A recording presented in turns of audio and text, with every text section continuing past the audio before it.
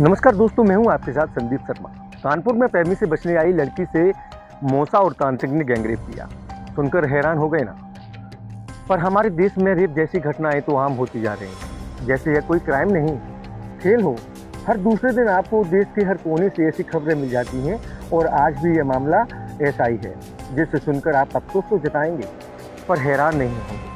दरअसल उत्तर प्रदेश के कानपुर जिले से एक ऐसी घटना सामने आई है जो समाज के उस काले सच को उजागर करती है, जहां डर और अंधविश्वास को हथियार बनाकर बलात्कार को इलाज बताया जाता है। सजेती थाना क्षेत्र के एक गांव की रहने वाली युवती ने अपने प्रेमी से पीछा छुड़ाने के लिए तंत्र मंत्र का सहारा लिया, लेकिन जिसे वह सुरक्षा समझ रही थी वही उसके लिए सबसे बड़ा खतरा बन गया। करीब 2 महीने पहले युवती गाँव के ही एक युवक के साथ घर से चली गई थी। परिजनों ने काफी तलाश की, लेकिन उसका कोई ऐसा पता नहीं चल पाया।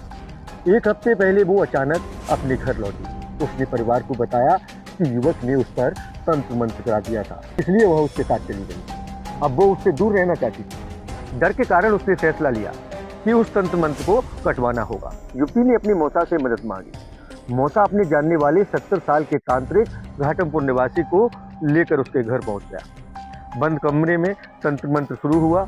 झाड़ फूंक, मंत्रोच्चार और फिर पैसों को लेकर घर वाले और मौसा के बीच कहासुनी हो गई। इसके बाद जो हुआ वह सीधे रूह कपा देने वाला अपराध था। युवती ने आरोप लगाया है कि विवाद के बाद मौसा और तांत्रिक दोनों कमरे में ही रह गए।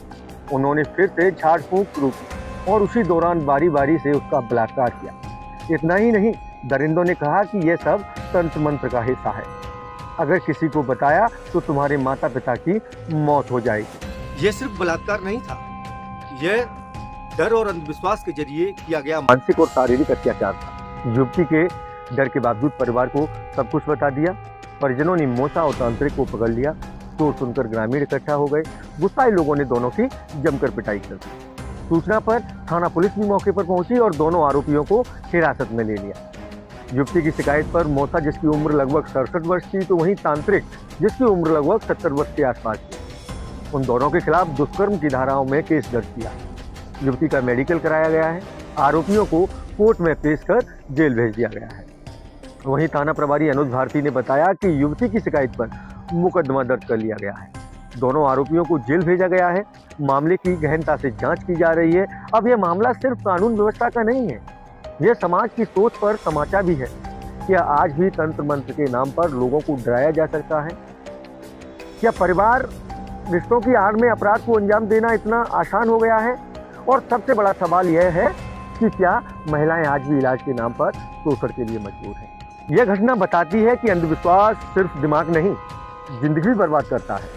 तो याद रखिए, तंत्र मंत्र कोई इलाज नहीं होता, डर कोई समाधान नहीं है और चुप्पी कभी सुरक्षा नहीं देती। अगर रोग है तो इसका इलाज डॉक्टर के पास है। अगर अपराध रिश्तों के भीतर हो तो उसे छुपाना नहीं, उजागर करना ही सबसे बड़ा हथियार है। क्योंकि जब अंधविश्वास बोलता है तो इंसानियत सबसे पहले मर जाती है। आप इस मुद्दे पर क्या कुछ कहेंगे? अपनी राय हमें कमेंट्स में जरूर बताइए। नमस्कार।